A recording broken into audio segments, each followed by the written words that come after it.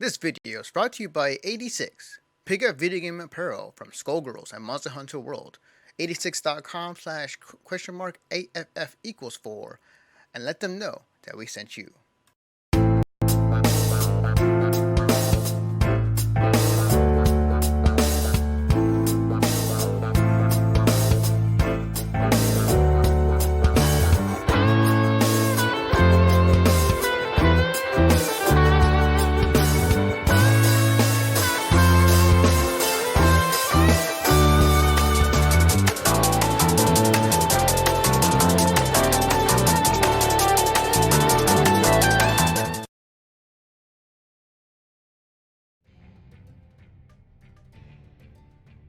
Oh, there we go. Okay. Hello, everybody. I'm back to some degree. It is the week of the 17th, or the week before Christmas. And welcome to another episode or another weekly news of your gaming news updates in regarding what's been happening in the past week of gaming news. As for those who don't know, my name is Anthony. Aka Clawmaster online, as some of you may or may not know on Twitter and whatnot. But yes, I'm here to deliver the news, my thoughts on them. And there's specifically two different events that happened last week. Apparently, last week was E3 in more ways than one. So I'll get into the Game Awards as well as the State of Play from Sony and my thoughts on that. But first things first, we have to talk about the Game Awards that just happened last Thursday night. Still fresh on my mind. And before we get into it, let me transition here. All right. So we're gonna start off with the big announcements here from the Game Awards. This is written by Steven Totelo off of Kotaku.com. All the big announcements at the 2019 Game Awards. The new Xbox was shown as the 5th annual Game Awards during the show that also saw a slew of new game announcements, release dates, reveals, and trailers. It's called the Xbox Series X. How will people abbreviate Xbox SX? And it looks like a computer or perhaps a Sonos. In an official Xbox post that went up right after the Series X trailer, Xbox chief Phil Spencer also revealed that the console's new controller will include a share button, making it easier to cap and share screenshots and videos. On top of that, they showed the next Hellblade game, in which the description is: we asked if it's a Series X exclusive or will it run on Xbox One. An Xbox rep replied at the Game Awards. We shared that Hellblade 2 will be available exclusively on Xbox consoles and PC. What was also shown in that trailer is kind of a hint of this is what the next generation of the Xbox games is going to look like. So be prepared for that. So first off, before I continue, probably the biggest news that came out of the Game Awards was the fact that Microsoft was the first one to, I won't say put out the blow or to first jab between Sony and Microsoft and the consoles between the PS5 and Xbox Series X to showcase this is our new console. This is what it will look like with Hellblade 2. Whether this will carry on for the next coming years, who's to say? But Microsoft put it out there and just said like, hey, this is what it looks like. The console looks like. This is what the games look like. I believe all the details regarding the Xbox console itself is actually out there. I didn't bring it up for this video, but nonetheless, it basically is a powerful machine. Both our PS5 and the Xbox Series X will be both pretty much the same for the most part. I think Xbox might be slightly better in power, but they're powerful machines. And Microsoft put out the first blow on Sony regarding their console. So, it's just kind of surprising because nobody knew this was happening. Nobody knew that this is a thing that was going to happen at this Game Award. We knew it was coming. We just wondered who was going to be first to announce their console and what it looks like. So it's kind of crazy. And Microsoft is the first one to do it, and now 2020 is going to be the narrative of okay, which one of these companies is going to market their console better than the other. Because again, the narrative for this past generation, Sony ran away with it when Microsoft really messed up during their press conference years ago with Don Matrick. Now, let's see what happens for 2020. Can Microsoft continue this trend into 2020, 2021, into the console of choice for everybody? Or are they going to mess up again somehow? So far, they've been doing everything correctly and all the right moves. Sony is going to be curious. There's some rumors that the Sony console review will be in February, judging on past years they've done it, but we'll have to wait and see. But easily the biggest announcement from the Game Awards. Next, speaking of next gen consoles, Godfall became the first game to end the trailer with a PlayStation 5. The Godfall, this is from Gearbox actually, is making this game, and it is a game that it is coming out with the PS5. It's a first look at what the PS5 graphics can do. So it was like I just said a minute ago in the last segment. Microsoft was the first to put the blow out there, but at the same time, Sony, punched back, and it's like, hey, here's a PS5 game, what it will look like, and what this potentially will other games of this ilk look like on the PS5. And this is a damn good looking game. It's really cool looking actually. Like it from what I've heard, it is like a shooter, not a shooter, but they call it a melee loot game. And somebody pointed out that's just Diablo. But basically it was they put it as a melee loot game where you're you're grinding through the game, you're getting loots, you're upping your armor, but it's all melee based. So I'm very curious about Godfall. Godfall looks really cool. It looks really cool. I might to check out more.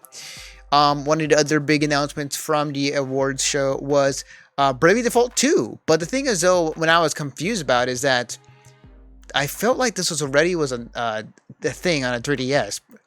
But as it says here in the description, it's the third game in the series. The second was called Bravely Second, first on Switch, and slated for 2020 release. So there you go.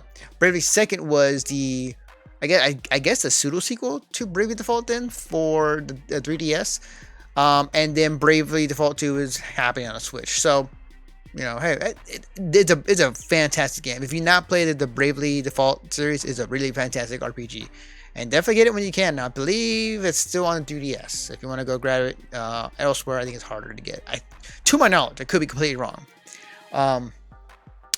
Next, we have the co-creators of Prey and Dishonored are making something called Weird West, which actually looks very interesting. As the description says, the trailer didn't show much, but the YouTuber description is interesting. Each journey is unique and tailored to the actions taken. A series of high stakes stories where everything counts and the world reacts to the choices you make.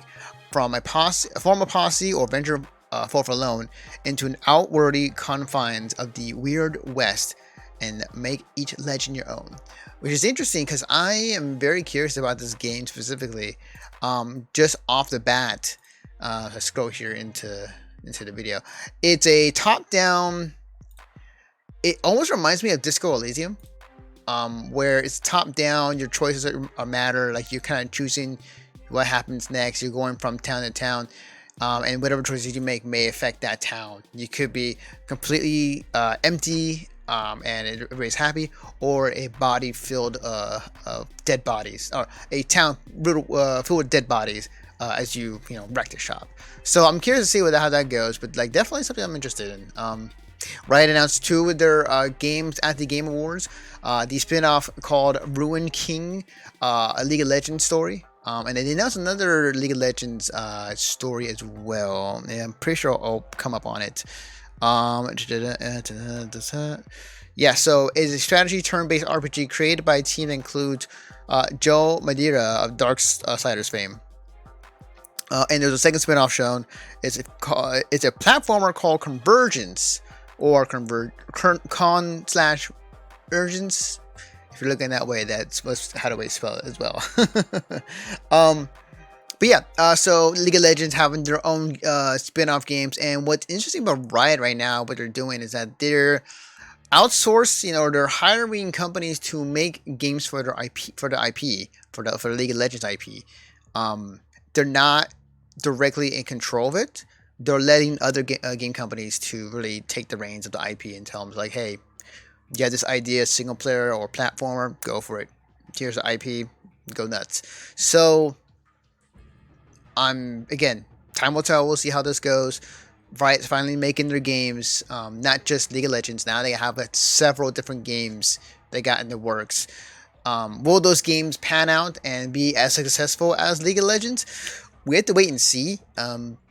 But it's gonna be just to see how that goes. Not to mention, like there was a bunch of there was a big lawsuit that hit them with the sexual harassment and the working conditions at Riot, which have been definitely been detailed and have been criticized from a lot of people within the game industry and other people alike. The question is now, with this going on, does this mean that the work conditions at Riot are better? You know, yeah, I'm curious about that part as well. I know they just settled the lawsuit, but I'm very curious to see how things are at Riot Games. But the game side wise, like I am very curious to see how this goes. If it turns out to be just as good as League of Legends, then yes, sign me up. Sign me up. Next on the list here, Dark Alliance is a spiritual successor to Baldur's Gate Dark Alliance, which I won't lie, that trailer did not look good. So for, the models look very janky, but like it was basically the D&D game, which it's funny. Like there's another game that was called Dark Alliance, but I can actually hang on a second. Coming back with a brand new game. So more about the game. The spiritual successor to 2001's Baldur's Gate Dark Alliance. Oh, actually it is. Actually, it's coming next year. Wizards of the Coast announced tonight at the Game Awards. Called Dark Alliance, the action role-playing game is based on Dungeons & Dragons Forgotten Realms campaign. Will follow the exploits of a dark elf, Drizzt Do'Urden, created by the fantasy writer R.A. Salvatore. I'm sorry if I mispronounced her names. I'm bad at names. If you've seen this or watched or heard this on the podcast. What was I? Like the original game, Dark Alliance will have coach co-op and focus on cutting down orcs, wolves, and other baddies in search of experience points, gold, and even more powerful loot. Up to four players will be play locally or online, taking the role of Drizzt's companions, including the archer, Catti-brie, dwarf Brunar, and the barbarian Wolfgar. So it's a So it is a fantasy RPG. Okay, fantasy RPG. Possibly Diablo-esque with co-op. All right, we'll see how that goes. Yeah, I'm curious. I'm not sure if it'll make a dent in anything, honestly, but we'll see how it goes when it comes out. We got to see a little sneak peek of the next PlayerUnknown's Battlegrounds creator, Brendan Greene, on his next game called Prologue. It didn't show much. It just it looked like a kind of horror-ish type of game, but this is his first attempt at a single story game. And we'll see how that goes. Battlegrounds, PlayerUnknown's Battlegrounds has been obviously a huge hit. It's definitely his lesson. It is now like the third or second game to Fortnite right now when it comes to the not battle arena, but battle royale genre. So now I'm curious to see what other particular ideas they have in store for us. I'm very curious to see what happens, but I think that if they definitely, it's gonna be curious because like there's no, as far as I know, there's no story in PlayerUnknown's Battlegrounds. So I'm curious to see what Prologue's gonna be. If I were to guess, just basing off of this small snippet trailer, I'm gonna say that Prologue is a survival type of game because I kind of feel like PlayerUnknown's Battlegrounds is kind of that already. Obviously it's based on, you're finding loot, you're putting on things, you're getting ready to kill the next person as the circle closes. I think that I could see them using the same tool set to make a survival game, and I think that makes total sense. But yeah, we'll see. We'll definitely see how it goes. Let's see. There's also some new release dates. So Ori in the Will of the Wisps come out March 11th. Control's Foundation expansion March 26th. And Gears Tactics April 28th. And the PS4 exclusive Ghost of Tsushima is stated for summer 2020, which was shown, and it was the longest trailer on there. As I toted or tied it out there.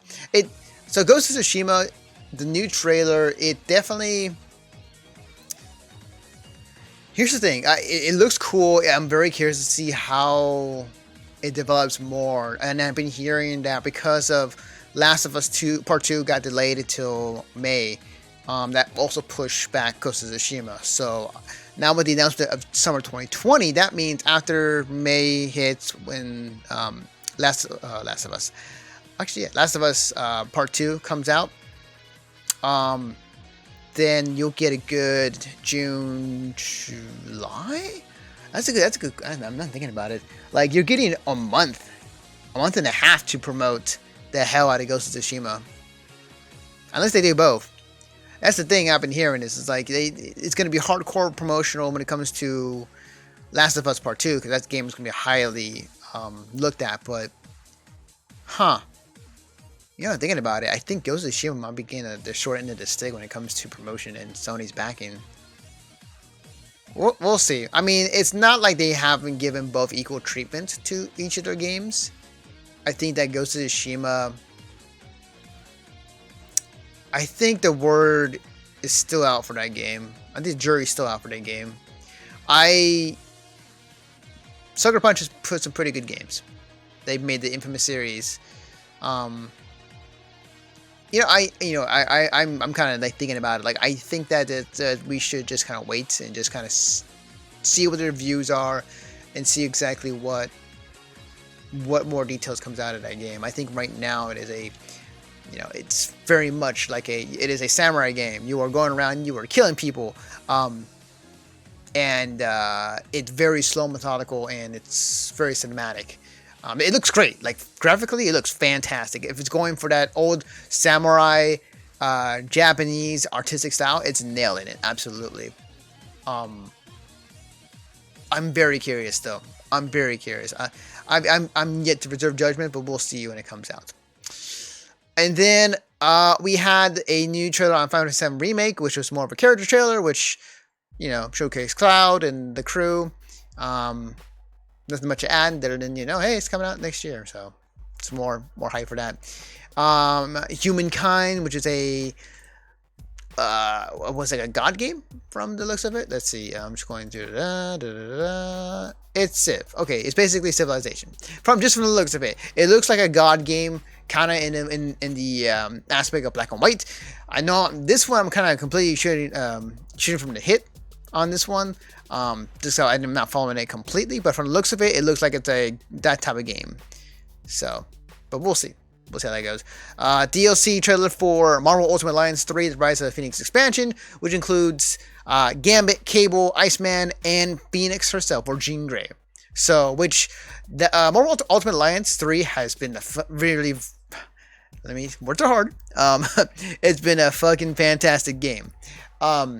It's a great game. Like people have been it reviewed well. It's on the Switch.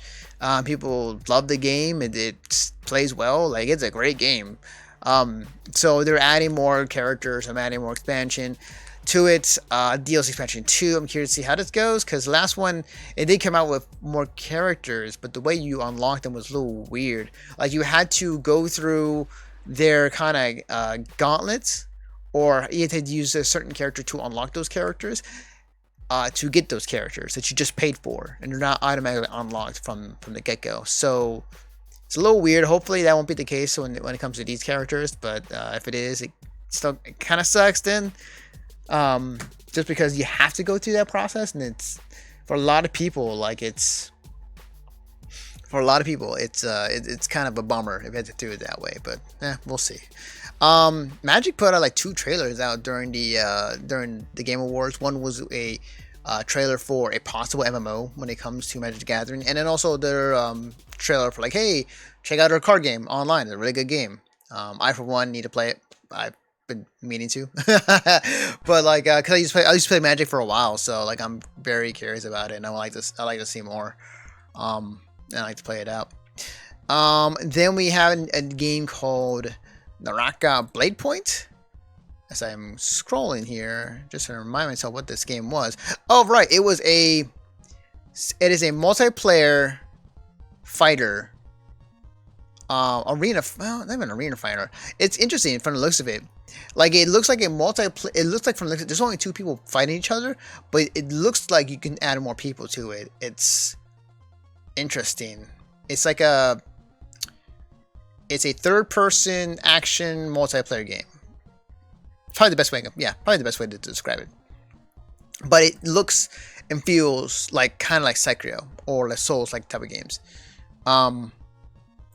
I'm very interested to see how that goes. That one's caught my curiosity. But no word on when exactly it's coming out. No More Heroes 3, which freaking okay. Grasshopper, man, oh boy. The people there are freaking weird. It was pretty cool. The trailer was like straight up looked like it was Miyazaki type of anime style. And it just got really weird toward the end, but I could turn around. It's like, this is another trailer for No More Heroes 3, The Return. And I totally dig it. I love what they're doing with No More Heroes 3. Like that, the whole company, Grasshopper Games, have put some like really weird games out there, and it's cool. It's cool. There's some cool stuff in there. I believe there was a release date for this. No, I don't think there was. No release date. Still unknown, but still looks good.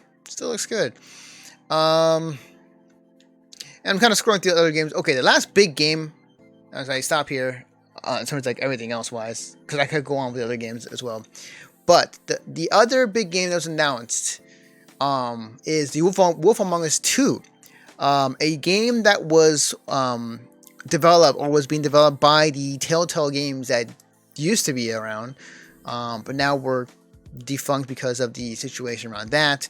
And then soon afterwards, there were the name and IP were not Wolf Among Us, but like Telltale were bought by another company. What I read and hearing is that this company, I believe, is called it's 3 letters, COG or something to that nature. Please correct me if I'm wrong on that one. But from what I'm hearing is that the Wolf Among Us 2 is a game that they were working on already, and what they did is they hired or contracting the team who was working on it, and just kind of brought them in and told them like, hey, you guys are working on this, finish it, and which is cool. But it's awesome. Like, hey, bring back the team who was working on it originally and have them finish it, essentially. So, Wolf Among Us 2, hey, I played about a good amount of Wolf Among Us. We actually did an interview. If you remember in the Wayback Machine, we actually did an interview with the main character, the main voice actor of the game. And it was a really fun time. And we talked about, what his thoughts were and just like, about Wolf Among Us 1 at the time. But I still need to finish Wolf Among Us Season 1. I was like kind of halfway through. But it was a really good game. So I definitely, I suggest you guys, if you haven't played Wolf Among Us 1, definitely try it.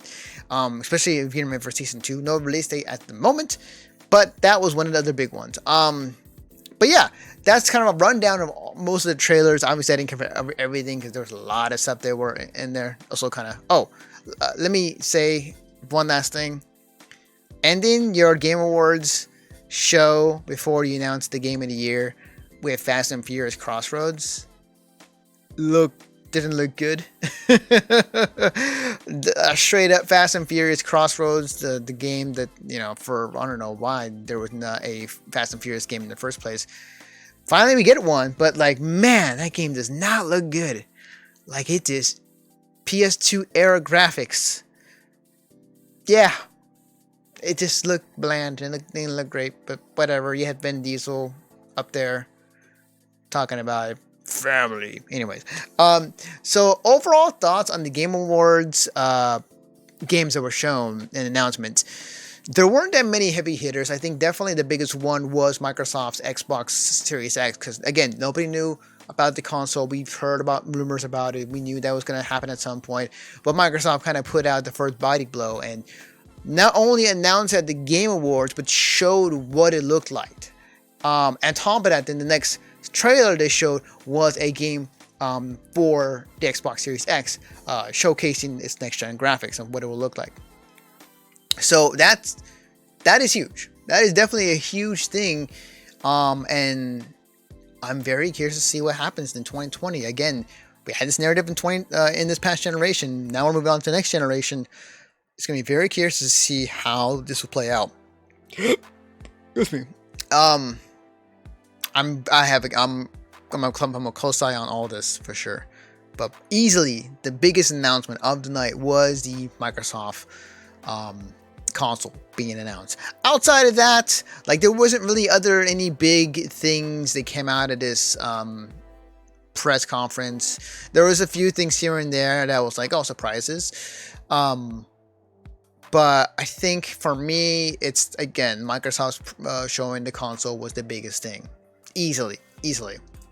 And I'll quickly talk about the awards that were handed out during the Game Awards, and I'll just kind of go through. I have to go back and see where I was wrong, where I was right.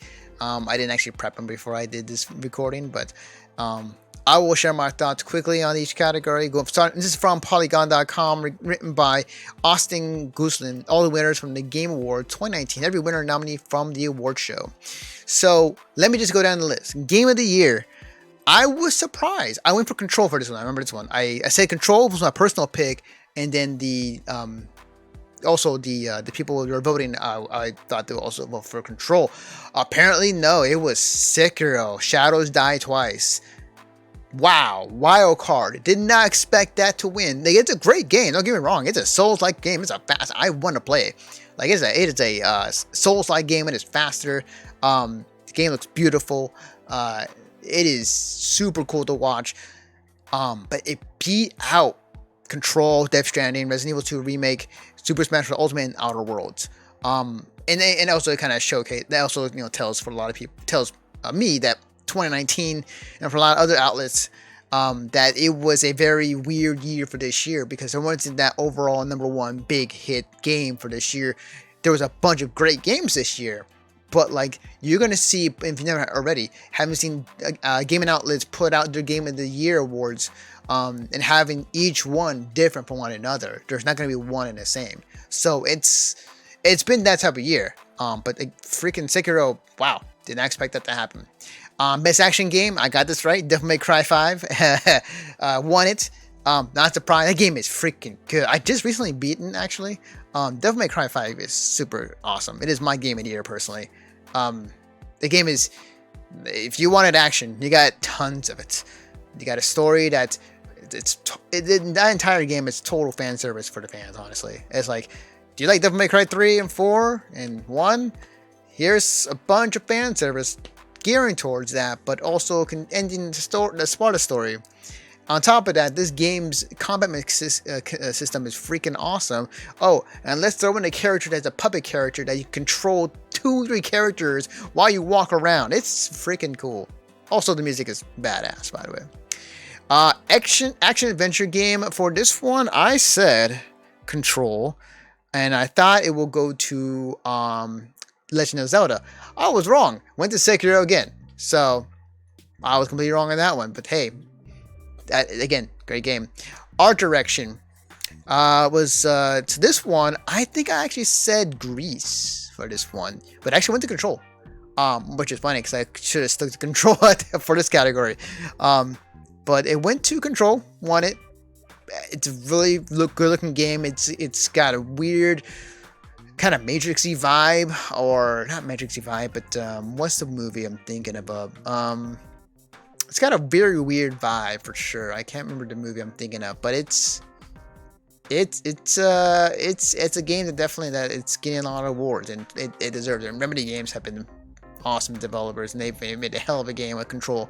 Audio design, I said Call of Duty. Call of Duty won it. I mean, Infinity Ward has made their money on their audio system or their audio setup for their games, so I'm not surprised on that one at all. Community support went to Destiny 2. I would have thought it would have gone to Final Fantasy 14. In my opinion, they deserved it more than Destiny 2. In my opinion. Just because that game literally, they had to remake it midway or when it was released. I had to remake because it was so bad on launch that there were things they had to just cut out and put it back together. And it is a really good game now than versus what it was launched. Not to take anything from Destiny 2. Destiny 2 is a great game now, but yeah, I would figured if you actually have to, take a lot out and put everything back in, like that is a momentum, a huge thing to celebrate. But no, went to Destiny 2. So, content creator of the year, I said that Dr. Luva went to Shroud. Don't watch much of his stuff, but hey, props to you, Shroud. Esports coach, I skipped. Esports event, what did I say? I said Dota 2, or I said the International 2019.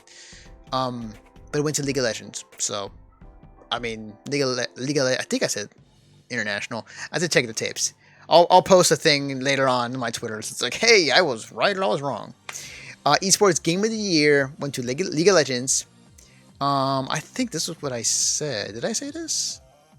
I think it was Dota 2. I can't remember. I gotta look up. But Esports Game of the Year, League of Legends. Sure. Alright. Esports host, skipped it. Esports player, skipped it. But I do like the fact that Boga did win it. So, congrats to him. Esports team, I skipped that one. Family game. This one went to Luigi's Mansion 3. And I was a little confused about, because when you think of Luigi's Mansion 3, it is not definitely a game you think about when you think about family.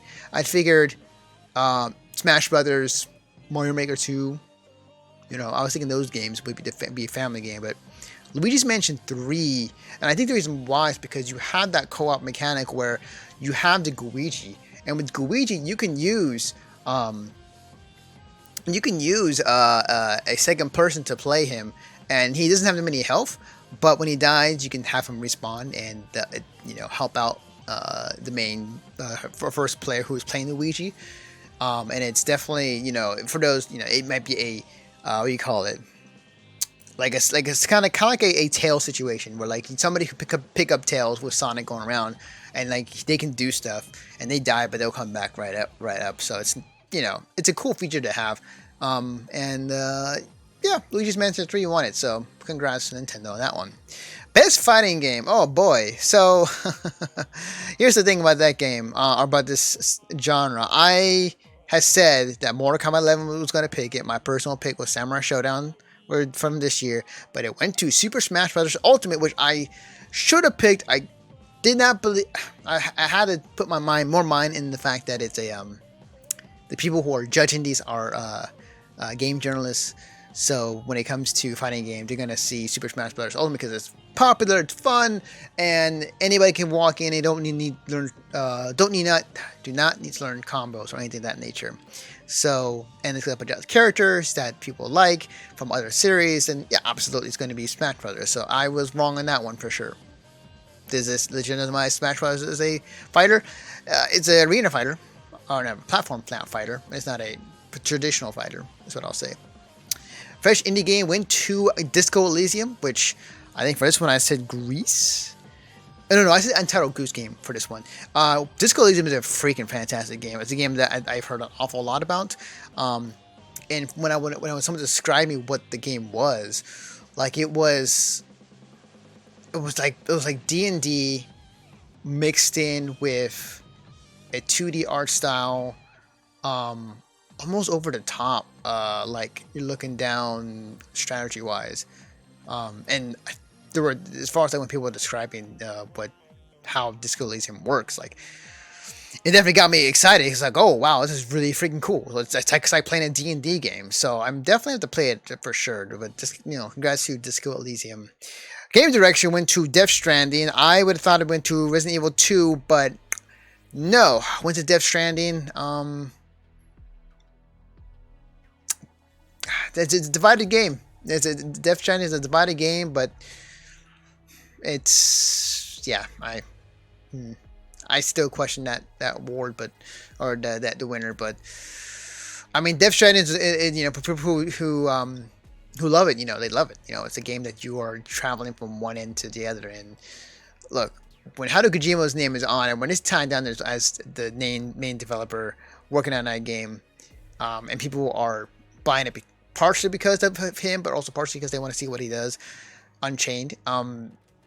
He has a lot of power regarding that and a lot of influence. And if you were to ask somebody like, hey, you know, who was the dev for Resident Evil 2 or Control or Outer Wilds, you're not in versus, you know, who, you know, Death Stranding and Metal Gear, like, Hideo Kojima is going to be the one. Yeah, he literally made a campaign around it. So, went to Death Stranding game reaction. So, congrats, Hideo Kojima. You got an award. Games for Impact went to Greece, which I think I got that one actually. So, Greece got that one. Congrats. Independent game, best indie game was Disco Elysium again. Disco Elysium won a lot of awards that night. I think I said Untitled Goose Game. I think I just wanted that game to win something, but it didn't. Best mobile game went to Call of Duty Mobile. Not surprised. Multiplayer game went to Apex Legends. I said Tetris 99, but Apex Legends got it because it's a really good game, and I know that, especially during its launch, out of nowhere, when it came out, that game came out with nobody saying anything just out of nowhere. Just announced, hey, here's the game. Play it now for free.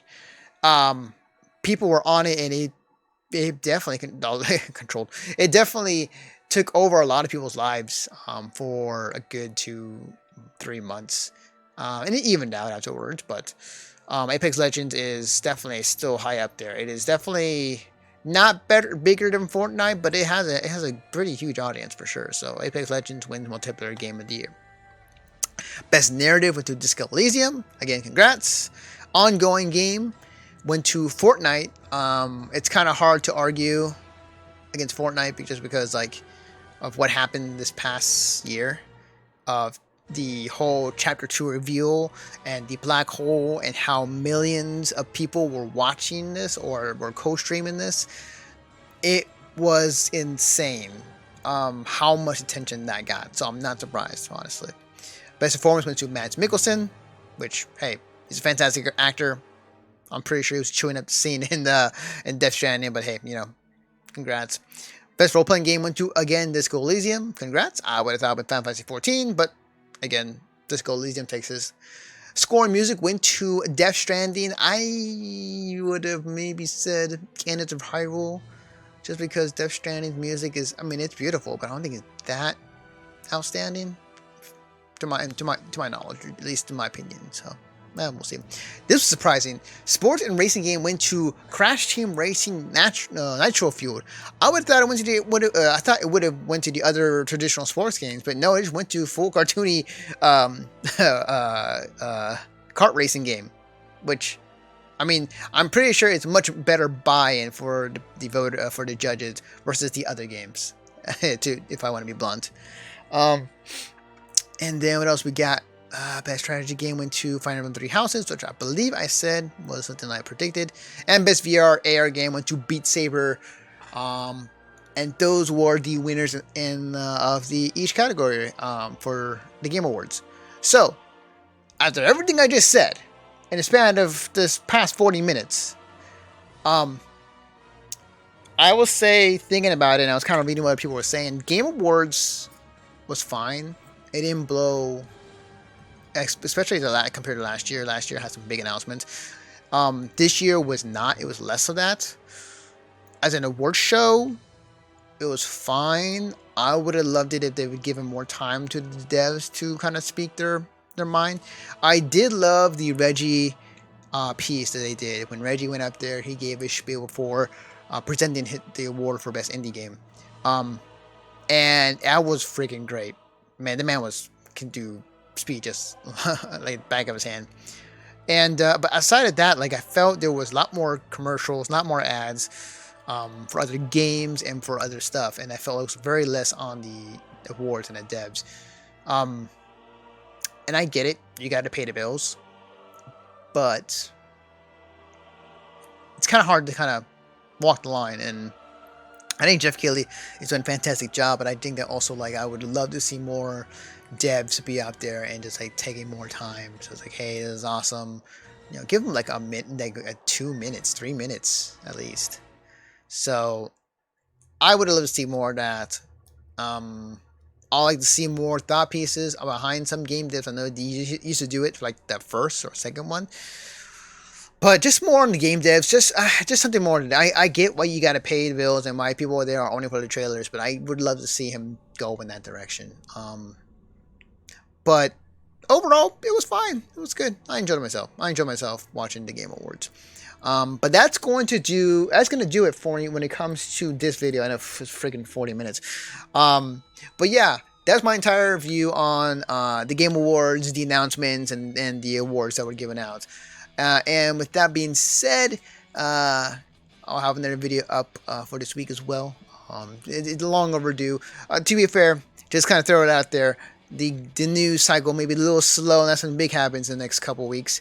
And just because it's the end of the year, 2019 is slowing down, and news cycle is going to be very slow for the next coming weeks. So I may end up cutting down on some videos that may or may not talk about. Who knows?